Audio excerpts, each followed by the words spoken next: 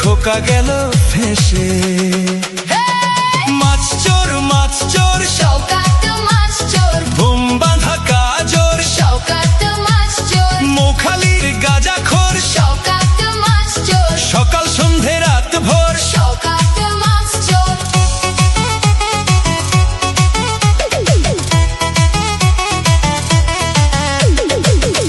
শওকত মোল্লাকে ভাঙড়ের মানুষ বিশেষ করে তৃণমূল কংগ্রেসের নেতা বলে মনে করেন। ওকে একটা পাক্কা মাছ চোর ক্রিমিনাল এই হিসেবে ওকে ট্রিট করে এবং তাকে এবং খুনি।